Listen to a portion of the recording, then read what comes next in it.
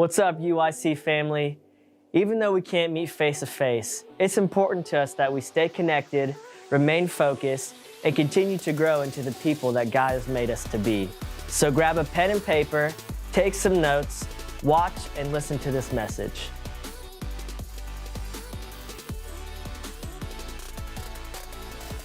Last week we talked about all the what if questions that we're all facing.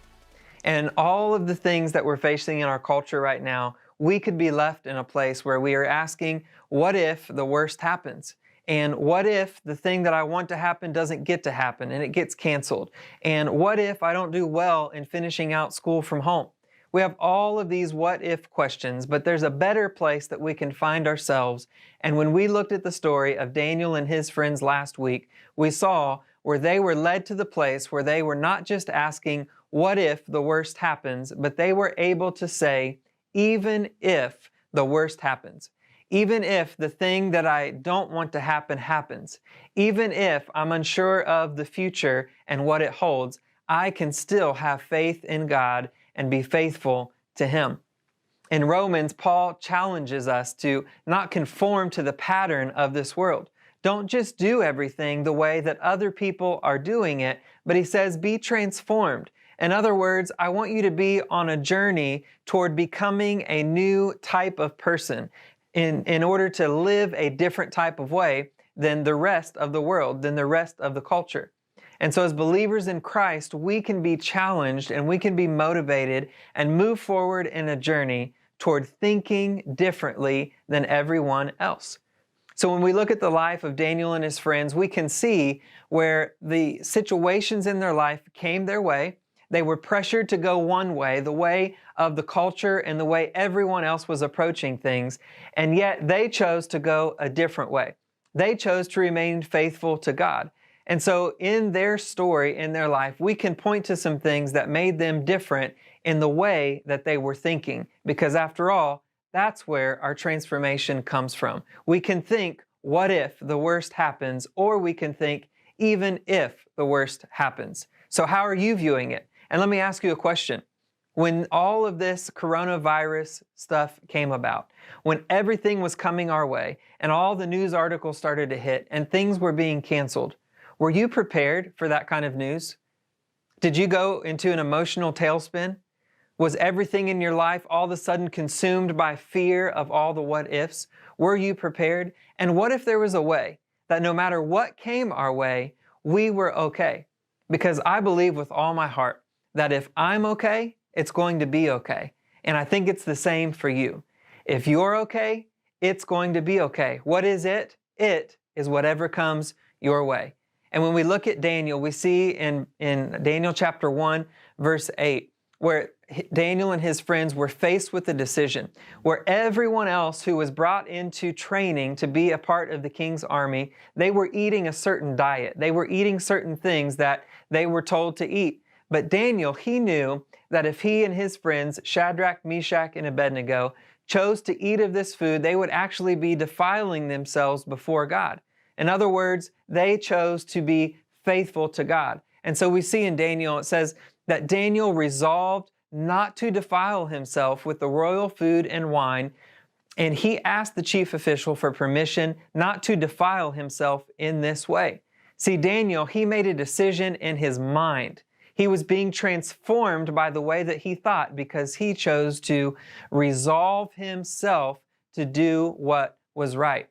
Then again, when Daniel and his friends are tested and they were told, like everyone else in the kingdom, you must bow down. You must bow down to the king, and you must do this. In Daniel chapter 3, verse 15, it says that the king told them, now when you hear the sound of the horn, the flute, the zither, and all the other instruments that were praising and honoring King Nebuchadnezzar, if you will fall down and worship the image, very good.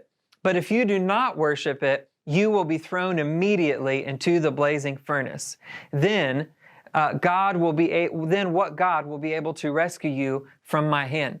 And so in the face of being threatened to do this, Shadrach, Meshach, and Abednego, they said this, if we are thrown into the blazing furnace, if we see the consequences. We could ask, what if we get thrown into the furnace? What if, guys, what if we don't do what the king is asking us to do? What then will happen? But they weren't asking that question. And here's the statement they made. Even if our God does not deliver us from this tragedy that we're facing, even if we are not delivered from what the king is trying to throw our way, they said, even if our God doesn't, we want you to know, Your Majesty, that we will not serve the gods or worship the image of gold you have set up. They did not worship the same thing that everyone else worshiped. And the same is true for us. In our culture, fear right now is being elevated. All the what if questions are being elevated. All of the circumstances that we are facing in our life right now are pointing us toward fearing that which threatens us, which threatens our way of life. And Daniel and his friends, they had the choice. They could have elevated their circumstance to the position of power in their life, where they were consumed fully by all of the circumstances that they didn't want to be facing, all of the circumstances that came their way and was challenging them in such an extraordinary way. But the even if kind of faith is put in what cannot fail. And for Daniel and his friends, they chose to put their faith in God. That even if the worst happens, we know that for those who love God and are called according to His purpose, that everything can work together for their good. We know that our God, He gives peace in the midst of what we can understand in our own minds.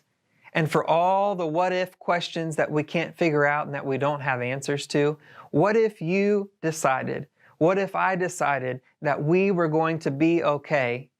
And if we were okay and we didn't allow the circumstances of life to have power over us, it's going to be okay. Circumstances don't get to define you.